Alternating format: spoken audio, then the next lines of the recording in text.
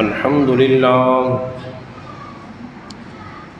لله نحمده ونستعينه ونستغفره ونؤمن به ونتوكل عليه ونعوذ بالله من شرور أنفسنا ومن سيئات أعمالنا من يهده الله فلا مضل له ومن يضلله فلا هادي له ونشهد أن لا إله إلا الله وحده لا شريك له ونشهد أن سيدنا وسندنا وشفيعنا ومولانا محمدًا عبده ورسوله أما بعد فأعوذ بالله من الشيطان الرجيم بسم الله الرحمن الرحيم إنما يخشى الله من عباده العلماء إن الله عزيز غفور آمنت بالله صدق الله مولانا العظيم وصدق رسوله النبي الكريم الأمين ونحن على ذلك لمن الشاهدين والشاكرين والحمد لله رب العالمين بلغ الأولى بكماله كشف الدجى بجماله حسنت جميع خصاله صلوا عليه وآله بڑی الصلاة والسلام عليك يا رسول الله الصلاة والسلام عليك يا حبيب الله الصلاة والسلام عليك يا شفيع المذنبين الصلاة والسلام عليك يا رحمة للعالمين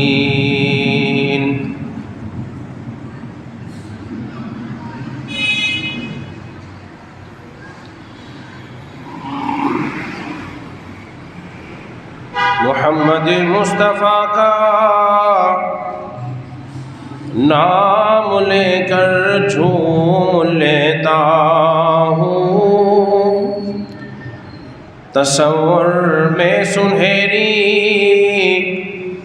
جانیوں کو چوم لیتا ہوں اور کبھی اس شخص کے عیبوں کا چرچا ہو نہیں سکتا بھرم جس کا نبی رکھ لے وہ رسوا ہو نہیں سکتا بھرم جس کا نبی رکھ لے وہ رسوا ہو نہیں سکتا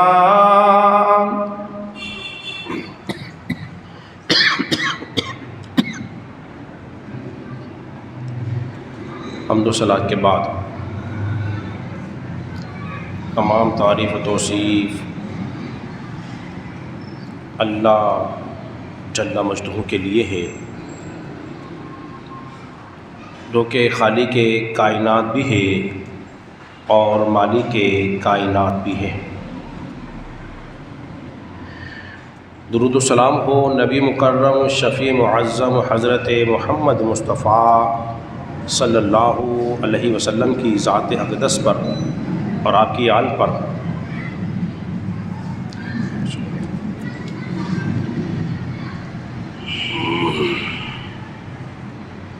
لائق ست تکریم تمام حاضرین سامعین میرے عزیز بزرگوں دوستوں، بالخصوص حبیب الرحمن صاحب، حضرات محترم،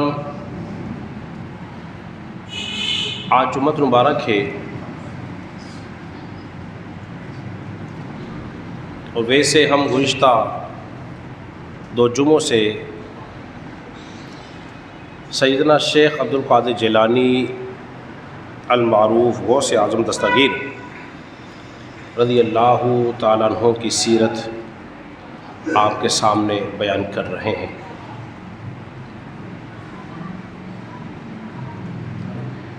آج کا موضوع جو ہم بیان کریں گے وہ ہے غوث پاک کا علمی مقام کیا تھا۔ اپنے گفتگو کو آگے بڑھانے کے لیے ایک آیت کریمہ کا سہارا لیا ہے۔ خالق کائنات اس میں ارشاد فرماتا ہے، انما یخشی اللہ من عبادہ العلماء، کہ بے شک اللہ سے ڈرنے والے جو ہیں وہ علماء ہی ہیں۔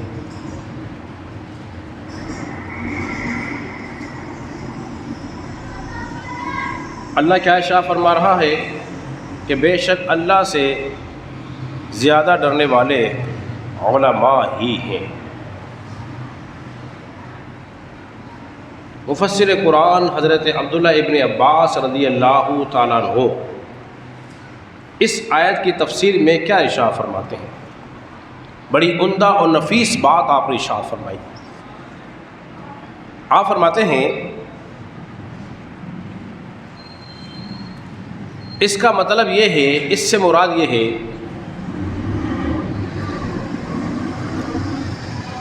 جو قرآنی آیات ہے، انما یخشی اللہ من عبادہ العلماء، بے شک اللہ سے سب سے زیادہ ڈرنے والے علماء ہیں۔ وہ فرماتے ہیں اس کا مطلب یہ ہے جو اللہ تبارک و تعالیٰ کی عظمت و شان کو جتنا زیادہ جانتا ہوگا وہ اتنا ہی اللہ تبارک و تعالیٰ سے زیادہ ڈرنے والا ہوگا۔ جتنا علم زیادہ اتنا خوف زیادہ۔ اس لیے رسول اللہ صلی اللہ علیہ وسلم نے حدیث میں ارشاد فرمایا، بے شک اللہ تبارک و تعالیٰ کو سب سے زیادہ میں جاننے والا ہوں، اور میں سب سے زیادہ اس سے ڈرنے والا بھی میں ہی ہوں۔ کہ جتنا علم زیادہ ہوگا، جتنی معرفت زیادہ ہوگی، جو رب کو جتنا زیادہ جانتا ہوگا وہ اتنا رب سے ڈرتا ہوگا۔ کسی نے امام شافعی سے پوچھا نا، اے امام شافعی کیا بات ہے، ہم نے آپ کو دیکھا ہے کہ آپ بشیر حافی کے پیچھے پیچھے گھومتے ہو، بشیر حافی کے پیچھے پیچھے چلتے ہو، اتنے بڑے وقت کے امام ہو، لوگ آپ کی قدر و منزلت کرتے ہیں، تو وجہ تو بتائیں کہ لوگ تو اسے مجذوب کہتے ہیں، دیوانہ کہتے ہیں، آپ اس کے پیچھے پیچھے۔ امام شافعی نے کمال کا جواب ارشاد فرمایا۔ کیا فرماتے ہیں؟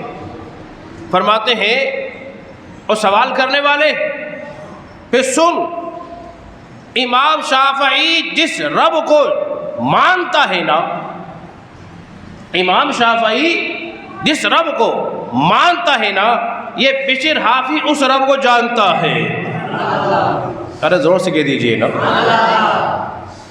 یہ میں مانتا ہوں، یہ اسے جانتا ہے۔ اب سمجھیے اس آیت کریمہ کو جو حضرت عبداللہ ابن عباس فرما رہے ہیں کہ جو رب کی شانوں کو زیادہ جانتا ہوگا وہ اپنے رب سے زیادہ ڈرتا ہوگا۔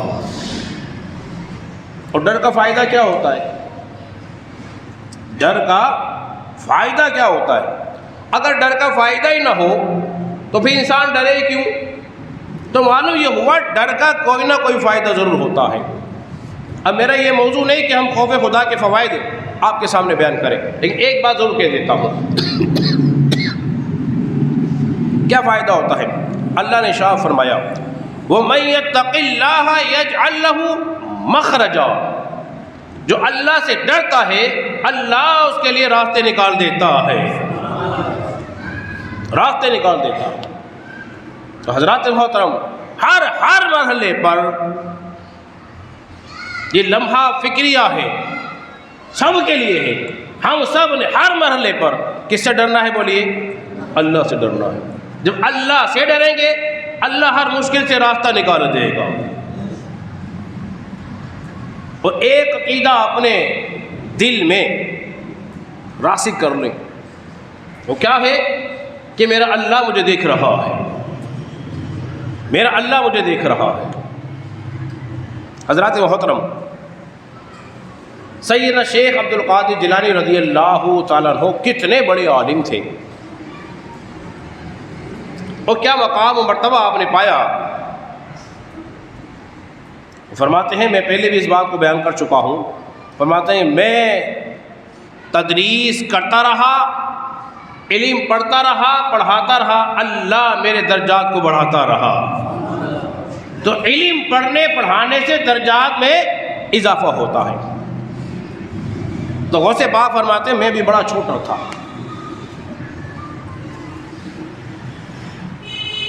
کیا ہوا کہ مجھے جنگل کی طرف جانے کا اتفاق ہوا، اور میں ایک بیل کے پیچھے پیچھے جانے لگا۔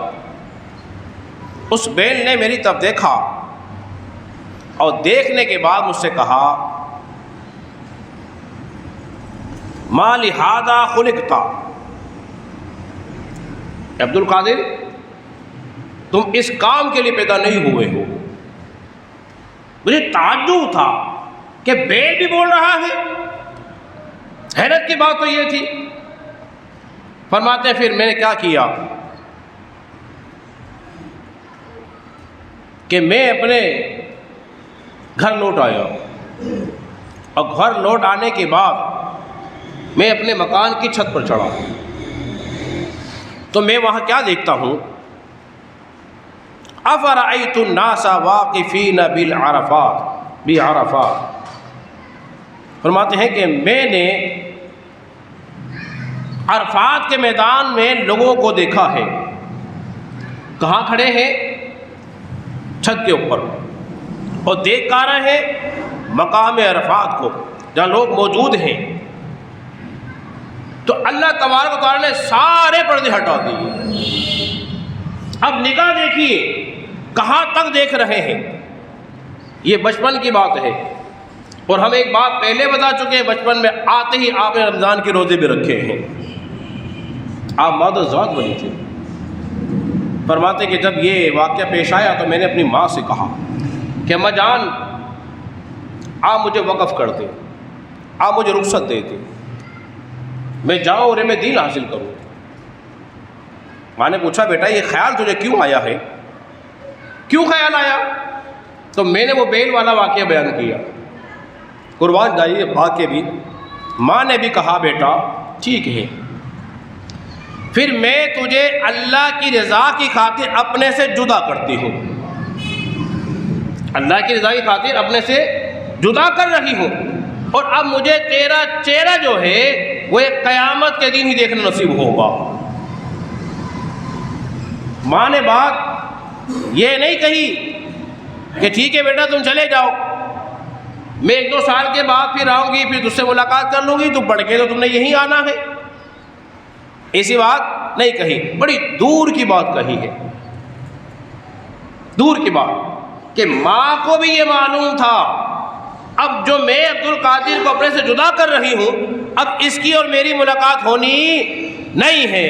فرمایا بیٹا اب مجھے تیرا چہرہ جو ہے وہ قیامت کے دن ہی دیکھنا نصیب ہوگا۔ پھر آپ نے اپنے لخت جگر کو رخصت کر دیا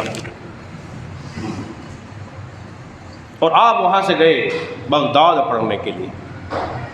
بس جیسے ہی آپ کے قدم بغداد میں لگے وہاں کے تو نصیب جاگ گئے، رحمتوں اور برکتوں کی بارشیں نازل ہونی شروع ہو گئی، اور پھر آپ نے علم دین حاصل کرنا شروع کیا۔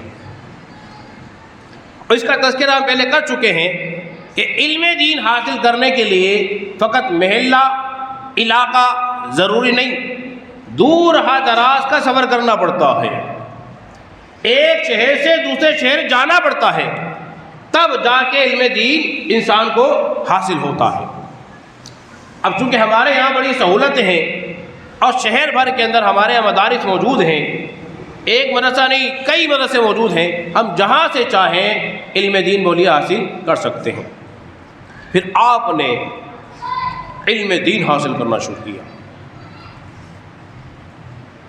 آپ نے علم الفقہ پڑھا، بہت بڑے استاد فقہا سے جن کا نام تھا ابو الوفا علی بن عقیل حنبلی، یہ آپ کے فقہ کے استاد تھے، اور کئی استاد ہوں گے، میں ان میں سے فقط ایک ایک کا تذکرہ کر دیتا ہوں۔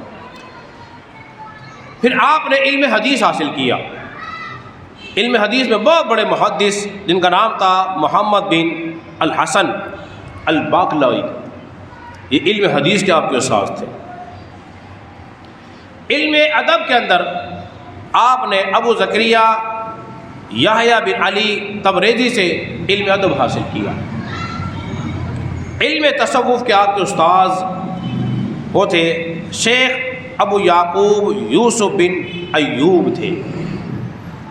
آپ نے بہت سارے اساتذہ سے علم حاصل کیا، اور جب علم آپ کو حاصل ہونے لگا اور آپ کی قابلیت بڑھنے لگی تو پھر کمال یہ ہو گیا کہ آپ 13 زبانوں میں کلام فرمایا کرتے تھے۔ ارے بولیے نا زور سے سبحان اللہ۔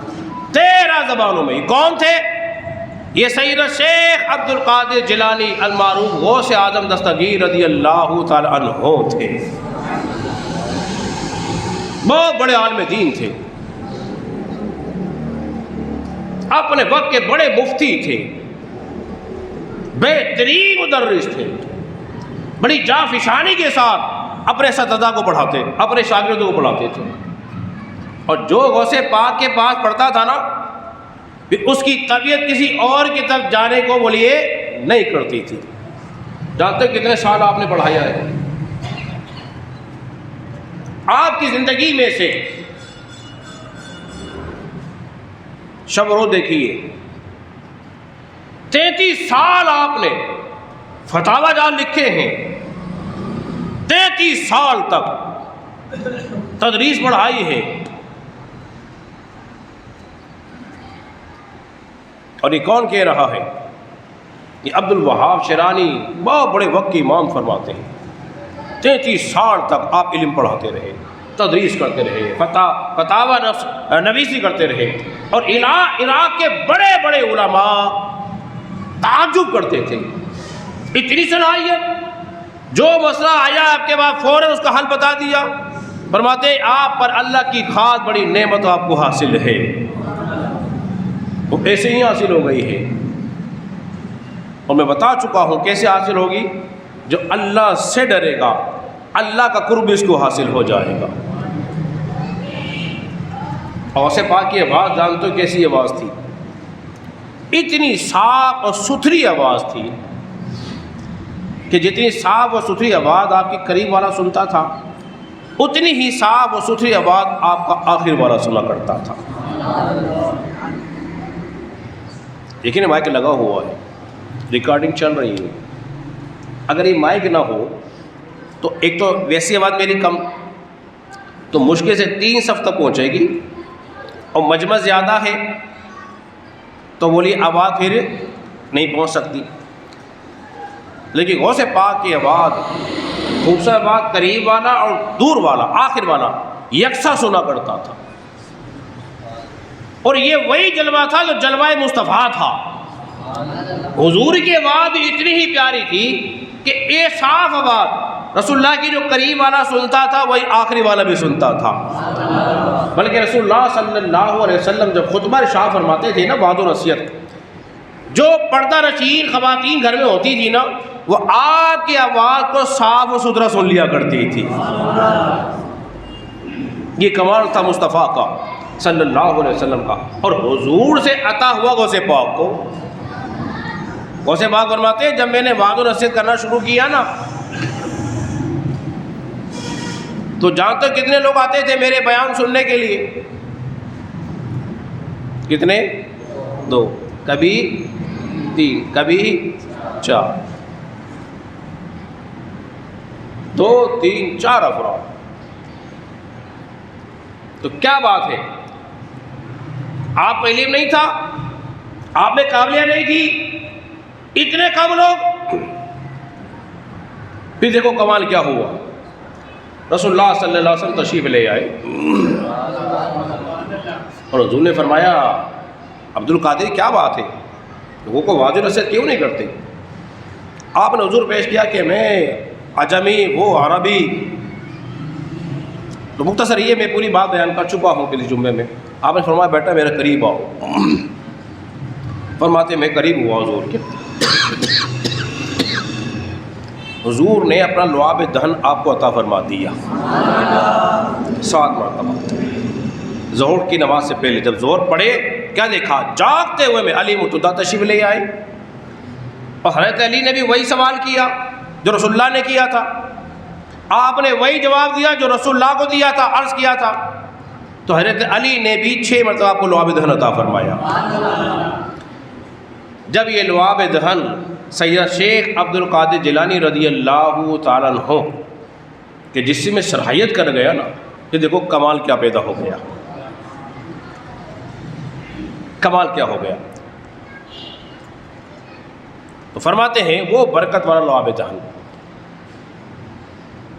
آپ چلے گئے، فرماتے ہیں شروع میں میرے بیان کے اندر لوگ جو تھے نا، وہ میں بتا چکا ہوں کتنے، 2، کبھی 3، کبھی 4، پھر عالم ہی ہو گیا اب میرا بیان سننے کے لیے اب 2، 3، 4 نہیں آ رہے، اتنا مجمع ہوتا تھا کہ مجمع کی تعداد 70,000 تک پہنچ گئی تھی۔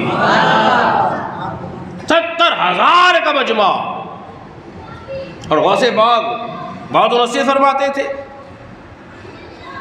اور وہ اپنے ساتھ دیکھو نا، ابھی میں کتاب کر رہا ہوں، عام لوگ موجود ہیں، کوئی بڑا آتا ہے اس میں چند علماء ہوں گے، اور بڑا آ جائے تو 15، 20، 25 علماء آ جاتے ہوں گے۔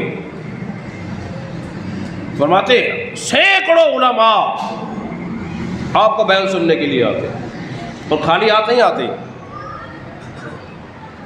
اپنے پاس کاغذ اور قلم لے کر آتے، وہ علمی نکات کو لکھ لیا کرتے تھے۔ اس لیے کہ حدیث میں آتا ہے علم کو تحریر کر کے لکھ کر قلم بند کرو، لکھنے سے علم جو ہے قید ہو جاتا ہے اور وہ یاد بھی رہے گا آپ کو۔ تو دوات و قلم لے کر آتے، اور پھر آپ کی زندگی کا معمول یہ تھا، جب تشہیر ہونی شروع ہوئی نا علم کی، لوگ آیا کا امتحان کرنے کے لیے، یہ بڑا نام سنا ہے بھائی، جاؤ ذرا دیکھیں بھی، جس طرح لوگوں کی فطرت ہوتی ہے بھائی بڑے مشہور و معروف ہے، چلو آؤ ذرا دیکھنے چلتے ہیں، کتنی قابلیت ہے، کتنے پانی میں ہے، چلتے ہیں کچھ سوالات کر کے۔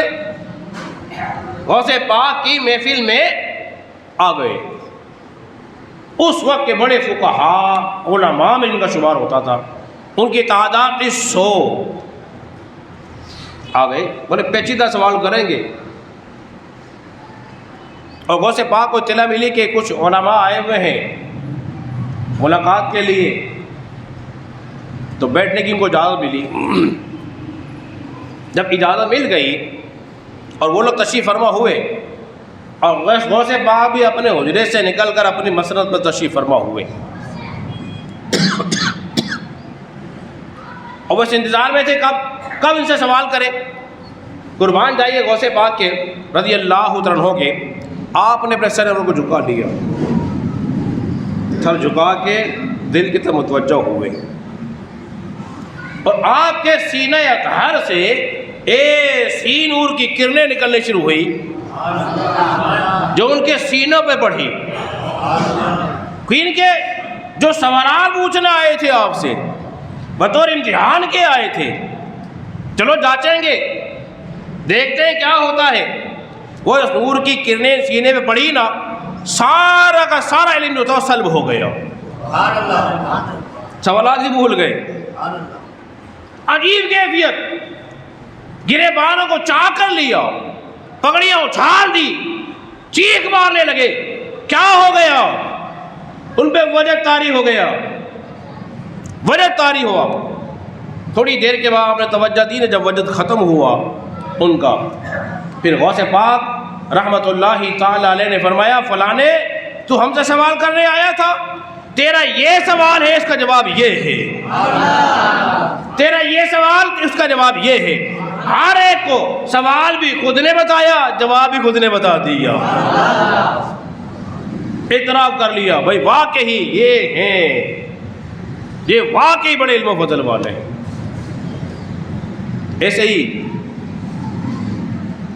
امام بخاری کے پاس جب شہرت ہوتی ہے نا تو لوگ آتے بھی ہیں. امام بخاری کے بعد بھی آئے.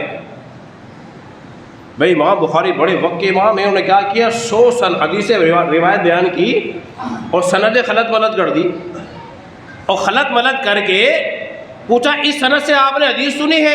آپ نے کہا نہیں سنی. بولے اس سند سے؟ بولے نہیں سنی. بولے کوئی سنی نہیں آپ نے؟ بڑے محدث ہیں. پھر آپ نے کمال کا جواب ارشاد فرمایا. آپ نے فرمایا جو تو نے سند پڑھی, یہ سند ایسے نہیں, یہ سند ایسے تھی, اس سے اس نے فلاں نے روایت کیا, اس سند سے فلاں نے روایت کیا. وہ امام بخاری کا حافظہ دیکھ کر تائب ہو گئے, واقعی امام بخاری ہوتے ہیں. ایسے ہی غوث پاک کی علمی اور قابلیت کو دیکھ کر وہ تائب ہو گئے, واقعی سب میں زیادہ علم و فضل والے جو ہے غوث پاک ہی ہیں. آپ نے وقت کو مختلف اوقات میں ترتیب دے رکھا تھا.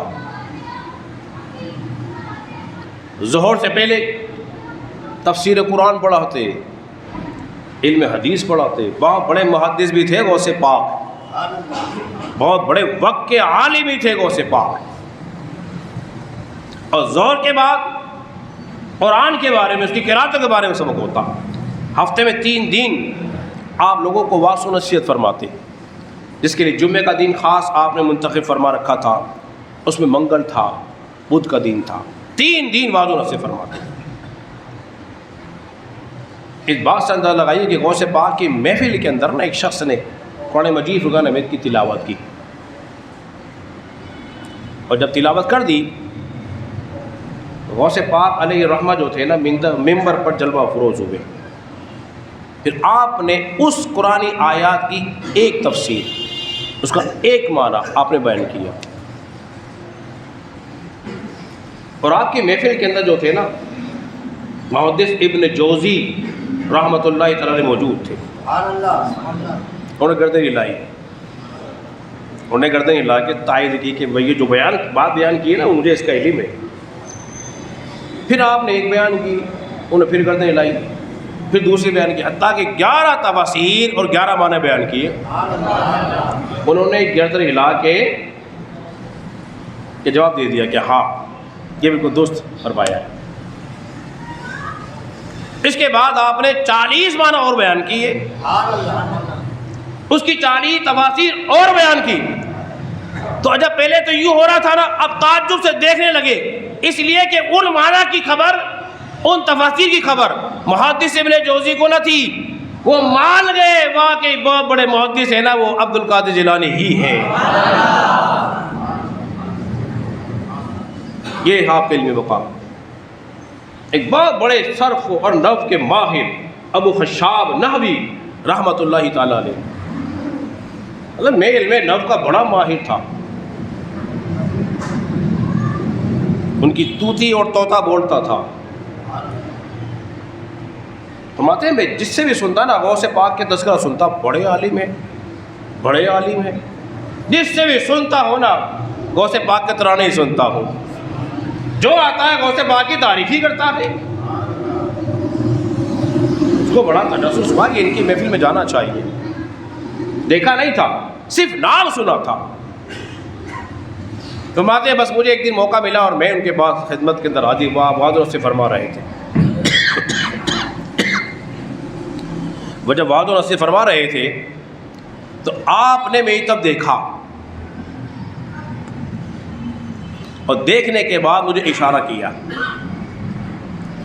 اور سمجھو اس بات کو، پہلی پہلی ملاقات ہے، وہ آئے سن کر کے سنوں، بڑی تعریف سنتا ہوں لوگوں سے، آئے اور آ کے بیٹھے آپ کے وعظ و نصیحت کے اندر، آپ وعظ و نصیحت کرنے لگے، آپ نے دیکھا اور دیکھ کے فرمایا اے ابو خشاب، ارے کئی نظر سے یہ کرامتوں سے بڑی کرامت بتا رہا ہوں،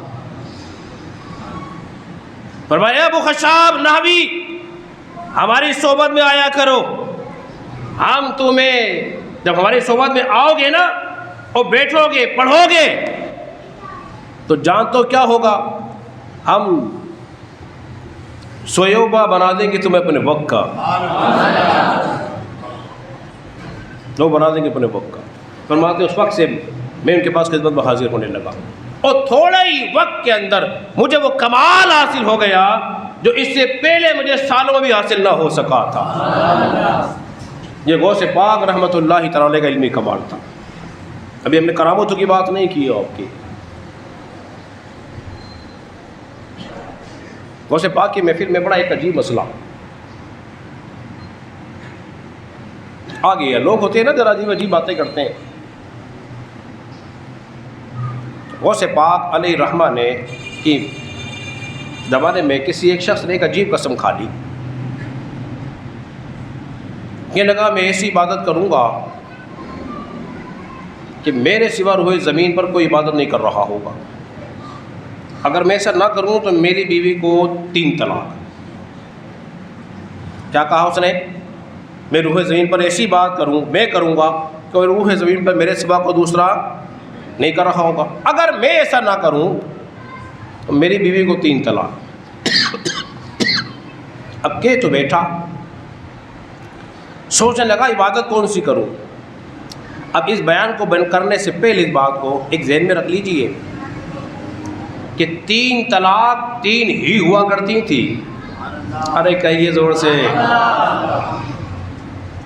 فقط واقعہ نہیں سنا رہا ہوں، مسئلہ بھی سمجھا رہا ہوں۔